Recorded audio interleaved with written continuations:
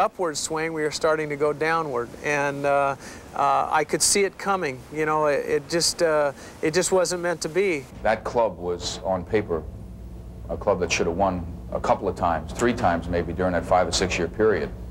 Why they didn't?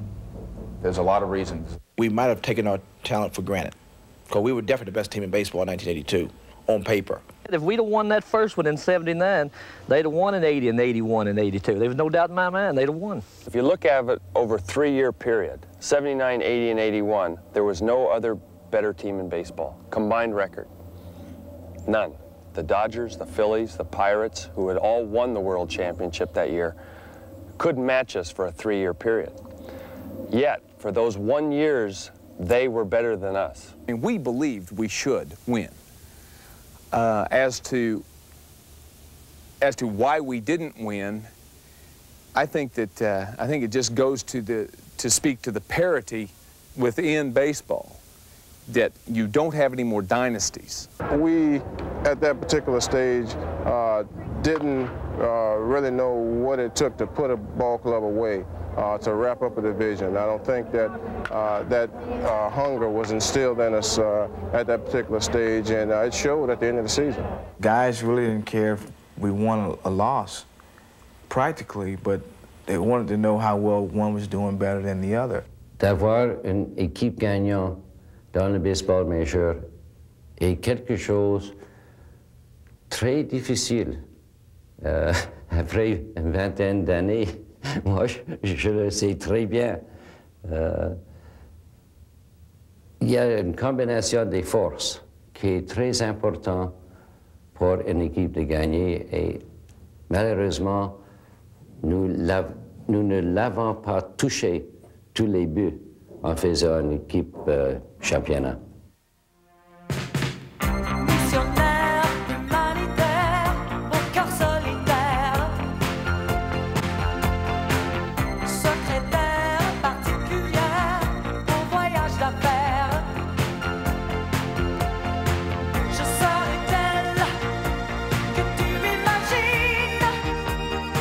Les Expos n'étaient pas au bout de leur peine. En fin de campagne, la rumeur voulait qu'il existe un problème de drogue chez les Expos et le jeune Tim Raines était pointé du doigt. Raines avait encore dominé le circuit pour les buts volés, mais son rendement général était à la baisse, alors qu'il semblait souvent être dans les nuages. Not really knowing the effects of what it would get me into, I sort of went overboard and kind of got myself in trouble. And it just took the 1 year for me to realize that I had a family and kids, that all I wanted to do from that point on was to get myself situated, get myself straightened out, and play the way I was capable of playing. La balle est retroussée loin à gauche, et elle est partie. Un grand chelem de Tim Raines. Car lorsque Raines est en possession de tous ses moyens, il fait partie de l'élite du baseball majeur.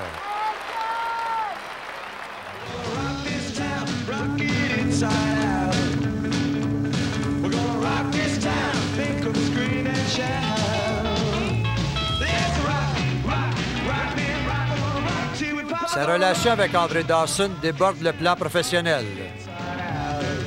If I really knew Andre the way I know him right now, I probably never would have had that problem, because Andre is a guy that you can just be with him all the time, and he would always say the right things. Timmy is the type of individual that, you know, very humble, very loving. He sort of gets to you on the inside. I feel Andre is my brother, my father, friend, you know, all those things put in one. I respect him for, you know, what he's achieved in the game, for the way he turned his life around, and, you know, I just can't say enough about it. Peu de joueurs peuvent frapper une balle avec autant de puissance qu'André Dawson. Il a même atteint le niveau supérieur de l'Astrodome de Houston face à Frank Lacorte en 1983.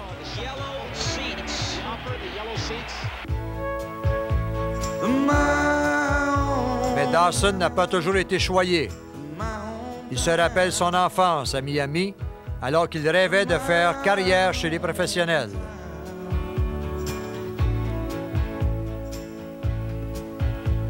A lot of people thought I was crazy. Even my councilman would look at me and laugh. But I was business. I was serious, and I guess today when I see them, you know, they look at me and smile, and you know, it's really a wonderful feeling. Les Expos l'ont sélectionné lors de la 10e ronde du repêchage de 1975. Quelques années plus tôt, les Royals l'avaient refusé, ne le jugeant pas assez rapide.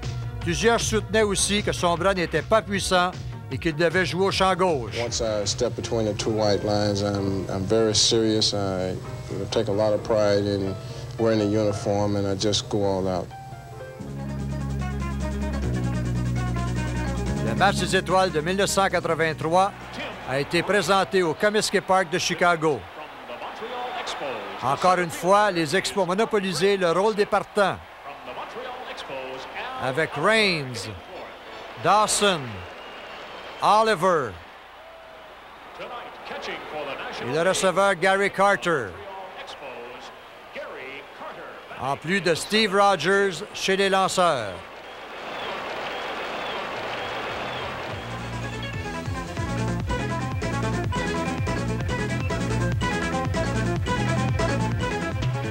En 1983, le vent changeait de direction. Jim Fanning, qui avait été directeur-gérant, directeur des clubs fermes des Expos et qui avait guidé cette équipe au championnat de la division Est en 1981, devait céder sa place à Bill Verdon. Malheureusement, Bill Verdon a été incapable d'inculquer son style de jeu et à ses joueurs et aux partisans. Après 2 saisons, un changement s'imposait. À la suite des succès des 4 dernières saisons, les Expos ont attiré un nombre record de partisans, soit 2 300 000. Mais bien des gens ont perdu leurs illusions et plusieurs n'ont jamais remis les pieds au stade.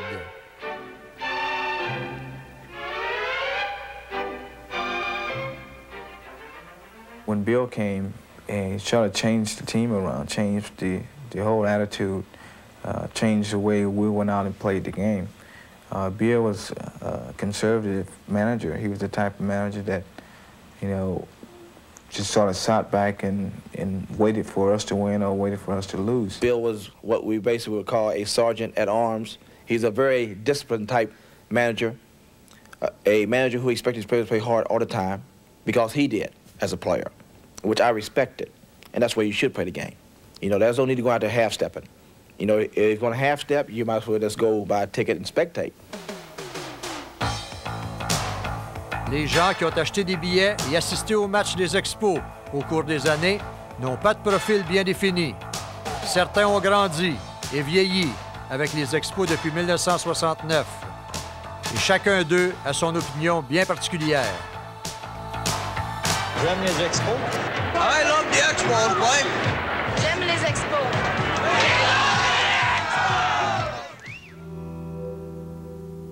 Il y a des jours où on penche, il y en a d'autres où on plie, il y a ceux où on flanche. Moi j'ai flanché. Il y a des jours où il vente, il y en a d'autres où il pleuvait dans ma chambre. Et j'ai flanché.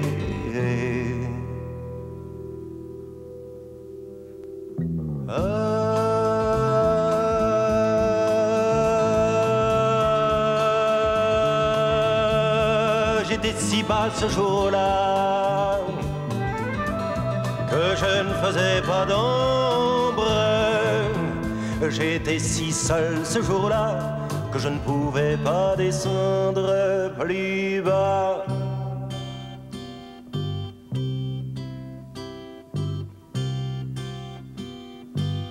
Il fallait que je le dise, je l'ai dit à la rivière. Elle m'a si bien écouté que du haut du pont, je m'y suis jeté. Tout en faisant leurs adieux à la saison 1983, certains joueurs ont aussi fait leurs adieux à Montréal. L'un d'eux était Warren Cromartie. Cromartie s'est toujours impliqué dans la communauté. Il était l'un des joueurs les plus connus et les plus populaires chez les Expos.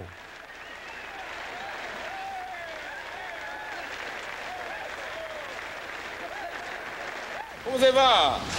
Bonjour, les Expos. Welcome to Japan. Cromartie, un régulier tout au long de sa carrière avec les Expos, était joueur autonome et avait accepté un contrat des Giants de Yomiuri, piloté par le légendaire Sadaharu Ho.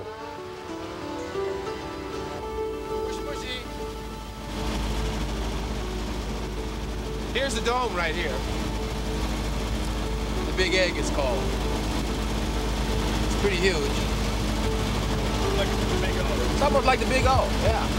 Pretty nice job. We're wasting time now because we're at what we call shingle. That means light, traffic light. Le toujours souriant Cromartie est devenu l'un des meilleurs joueurs étrangers au Japon, s'adaptant facilement à une nouvelle discipline tout en étant très à l'aise dans un environnement étranger.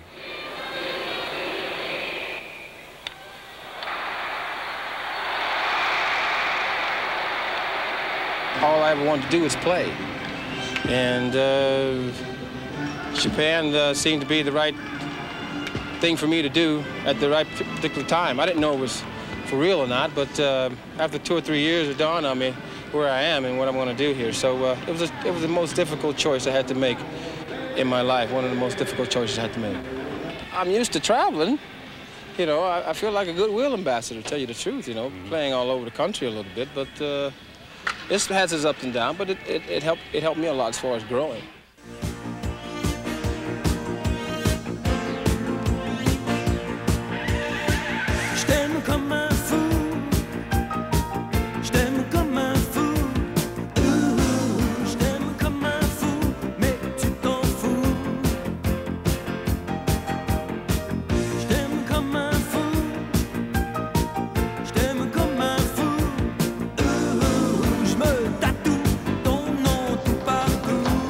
En 1984, Bill Verdon était de retour pour une deuxième saison comme gérant. Et un nouveau venu avait fait sensation et s'était accaparé les manchettes tout au long du camp d'entraînement. Le joueur autonome Pete Rose était en quête de son 4 millième coup sûr et il l'a obtenu face à Jerry Koosman des Phillies lors du match d'ouverture local. Le voilà, son 4 millième coup sûr en carrière. La foule l'a longuement ovationné.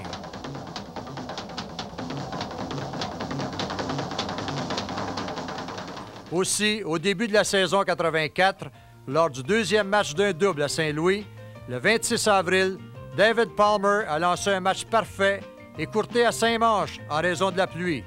C'était le 4e match sans points ni coup sûr de l'histoire des Expos.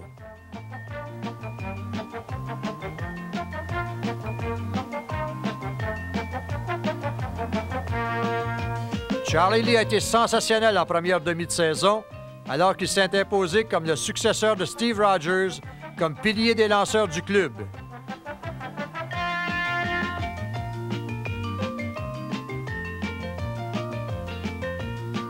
Sa fiche était de 13 gains et 4 revers, avec une moyenne de points mérités de 2,91 à la pause du match des étoiles.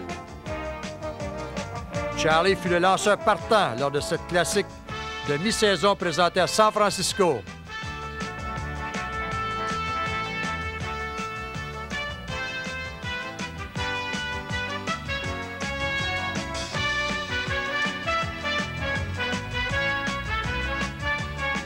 Tim Raines était là pour une 4e fois, en compagnie de Tim Wallach et, comme d'habitude, Gary Carter.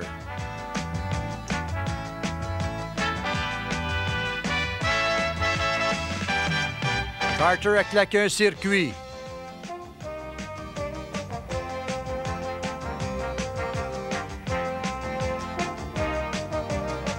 Et brillé en défensive, méritant le titre de joueur le plus en évidence pour une 2e fois en 4 ans.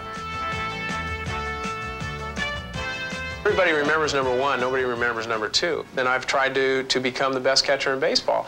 And I feel like I've arrived, and so in that regard, when you're compensated for being the best, then that's a good feeling. 1979, broken thumb, right thumb, fracture, and torn ligaments. The ligament pulled away from the bone. All right. So they did surgery on there and placed 2 pins in there as well. I'd say you're still in pretty good shape. Yeah, I think I'm all right. I think that covers it. As the years went by and we had a taste of being as close as we were in 1981, and we had good years, and we had a good income possibility, and we have people who can afford it. We decided that we have to have this player. He plays a position that nobody else can play it, like Gary. He's the guy we need for our club to be a winner. Okay now, Christy, give me your smoker.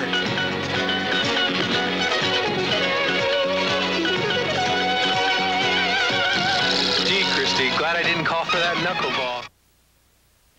Gary Carter n'a pas été le premier à gagner 1 million par année chez les Expos. C'est André Dawson qui revendique cet honneur. Mais Gary a obtenu un contrat fort lucratif de 8 ans de la part des Expos et ce fait restera probablement unique dans l'histoire du club. Carter était vraiment le porte-étendard des Expos. I went to all kinds of different places throughout Canada, and I have a lot of good memories about that. But then also, not only becoming residents of Canada, I also took a Berlitz course and learned some French. I felt that the culture part of it was important to get involved more in the city and the surroundings. À long terme, avec les Expos de Montréal. In my 10 years here, I have nothing but fond memories. I will always remember the good years. I will always remember the lean years, but nonetheless, I have nothing but good things to say about Canada. I have nothing good things to say about the Montreal Expos. Quand Carter endossait l'uniforme, il le portait avec fierté. De 1975 à 1984, il fut le meilleur receveur de la Ligue et l'une des têtes d'affiche. Il était le roi du stade et les partisans ont été choqués quand il a été échangé aux Mets de New York à la suite de la saison 1984. It was a front office decision.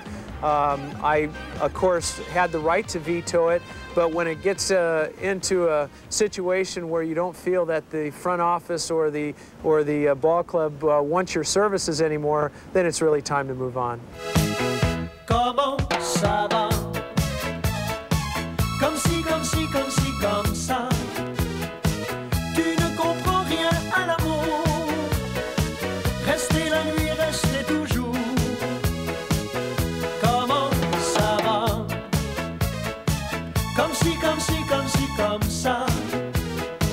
Tu ne comprends rien à l'amour. Restez la nuit, restez toujours.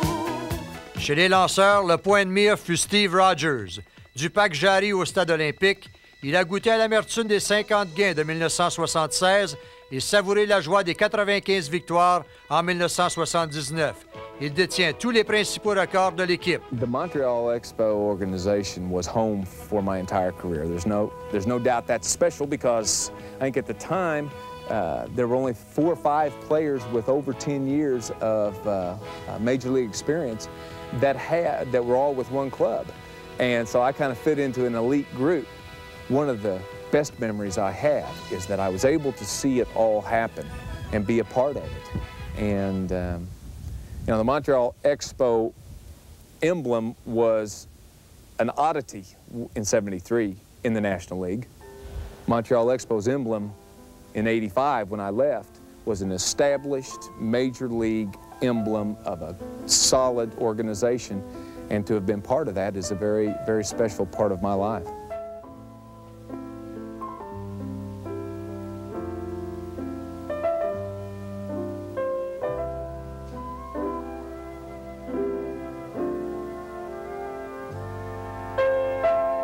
Even now, I really miss the game. I miss the competition. I miss the instantaneous feedback of whether you've done well or not. You can go pitch to pitch and know whether it was a good one or not, or you can go inning to inning or game to game, year to year. You can break it down to whatever increment and know whether you did a good job or not. Sometimes you can work as hard as you want in an office situation and never know whether you did well or not. You just know you worked hard. Aujourd'hui, Steve, son épouse Barbara et leurs 2 fils habitent à Tulsa, dans l'Oklahoma, où il est retourné vivre après sa libération en mai 85. Après 15 ans dans l'organisation des Expos, la retraite fut difficile. My wife was hurting probably as badly as I was. And so together we muddled our way through. We were our own support mechanisms for one another. The boys wanted to go to spring training because they loved being at the ocean, but still it hadn't hit yet that things had drastically changed as far as my career move goes. Welcome to Sports Scene, cable television's only live 2-hour sports call-in show. Steve a toujours voulu rester en contact avec les sports. Il anime une tribune libre dans une station de Tulsa. De plus, il était analyste lors des reportages des matchs de baseball de l'Université Oklahoma State. Et si c'était à refaire, Steve changeait-il quelque chose dans sa carrière? Last 5 years of my career, discounting the ones that I was injured, were the ones that I felt the most confident. I felt that I could contribute on a regular basis. And it was all because I learned that if I established a good work ethic, I could hold my head up after every game and know that I had worked as hard as I possibly could to make that a winning start. And I don't know that I did that often enough the first 4 or 5 years. If I could change anything, it'd be that. I bet you thought I was going to say Rick Monday pitch, didn't you?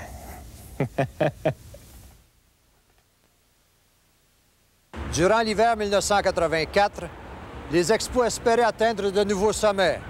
Premièrement, il leur fallait découvrir un nouvel instructeur-chef. Ils l'ont découvert dans leur filiale, en la personne de Buck Rogers. Buck a donné un regain de vie à l'organisation des Expos. Et en 4 ans, à titre de gérant, il est devenu le plus populaire de l'histoire des Expos. Ladies and gentlemen, the Montreal Expos. Tout d'abord, le gérant, our manager. Accueillons Let's welcome Buck Rogers. Le voltigeur de centre numéro 3, Herman Winningham. Avec pour le numéro 7, U.B. Brooks. L'ère de Buck Rogers a débuté bien calmement. Les gens ne connaissaient pas grand-chose à son sujet. Ce n'est son sobriquet à consonance futuriste.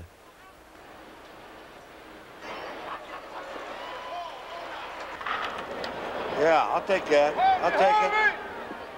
I consider myself, anyway, a teacher, a motivator, somebody that is fair, but don't ever take fairness for weakness.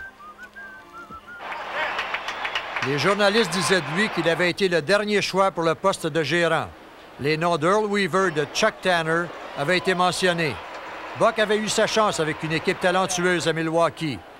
Une équipe qui, après son congédiement à mi-chemin en 1982, s'était rendue à la Série mondiale sous l'égide de Harvey Keane. Qu'est-ce que Buck Rogers pouvait bien apporter aux Expos? We had to change the attitude, number one, into a fun, hopefully a winning type attitude. But everybody was just waiting around, waiting to lose, it seemed like. I think that there's been some excitement created, and now I think everybody, the players, the organization, and the fans especially, are hungry for a pennant. Au début de la saison 1985, Buck Rogers pouvait compter sur une solide combinaison au milieu de l'avant-champ, avec Vince Law au deuxième but et U.B. Brooks à l'arrêt-court. Brooks avait été acquis des Mets de New York, où il avait joué au troisième coussin. Et à sa première campagne à Montréal, il a produit 100 points. Il fut le premier joueur d'arrêt-court de la Ligue nationale à réaliser cet exploit depuis Ernie Banks des Cubs en 1960. Il a mérité le bâton d'argent pour son excellence offensive à son poste. C'est le 24 septembre 1985, au Wrigley Field de Chicago, qu'André Dawson a connu le match de sa carrière, canonnant 3 circuits et produisant 8 points. And then I was informed that I was actually going to play, and as it turned out, I think I had 3 home runs in the game, and I only played about 6 innings. It was by far one of the bigger games of my career.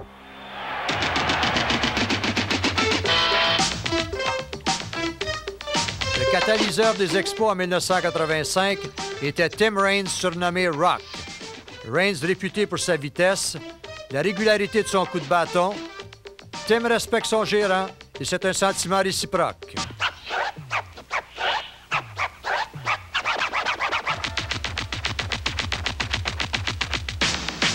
Buck is a guy that has respect from his players as well as we respect him. He's the type of manager that I'm sure I would always get along with because he's the type of guy that's not afraid to try anything and at any given time. With the talent that he has, he knows his talent. He's one of the guys that knows his talent real well, and he works from it. Voici le lancer. Une troisième prise, un autre match préservé pour Jeff Reardon. Jeff Reardon avait été un releveur fiable sous d'autres gérants. Mais sous Buck Rogers, Reardon est devenu le Terminator, s'imposant comme spécialiste de la courte relève.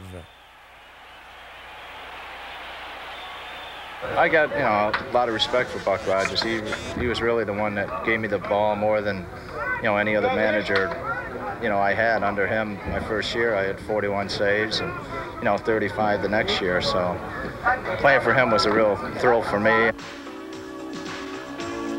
Malgré un début prometteur, la première campagne de Buck s'est transformée en cauchemar, alors que les blessures se sont accumulées. Dawson et Wallach ont été blessés.